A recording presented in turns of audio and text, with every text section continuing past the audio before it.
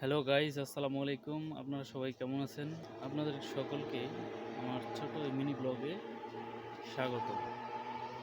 চলুন আজকে আমি আপনাদেরকে নিয়ে যাব আমার ভুট্টা খেতে। চলুন শুরু করা যাক।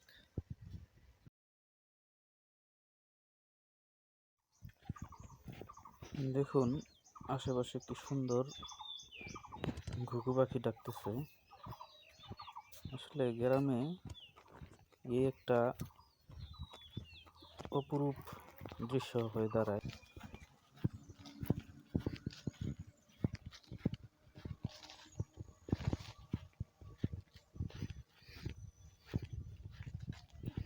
গ্রামে আরেকটা বিষয় দেখবেন যে কোনো জমি পতিত নাই। এই যে দেখতে পাচ্ছেন, এটাই হচ্ছে আমার ভুট্টা ক্ষেত। আজকে যেটা করব সেটা হচ্ছে এই যে ভুট্টা ক্ষেতের যে গাছগুলো আছে, ভুট্টার এখন পরিপক্কতার সময়, তাই এই গাছের মাথাটা কেটে দিতে পারলে আরও বেশি তাড়াতাড়ি ভুট্টাটা পাকবে।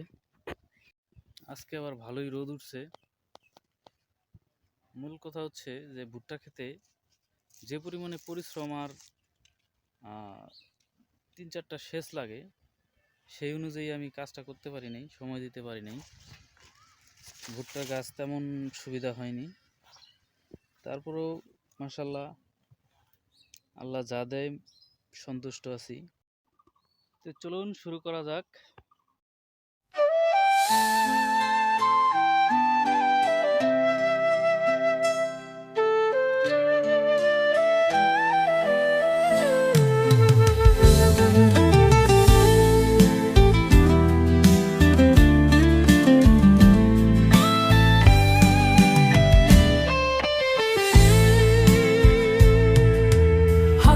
吹过无味的身影，冬夜暖阳照亮前行的路，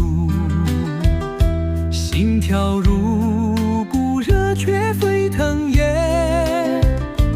梦想燃烧，激情未曾冷却，血雾纷飞记录着誓言，每一道光芒都是希望的箭，手牵手我们共同走过，激情如火在冬日里燃烧，冬日的炎夏，我们的歌声回荡，激情扬烧，心与心相连，让爱如阳光洒满每个角落，共同见证这温暖的力量。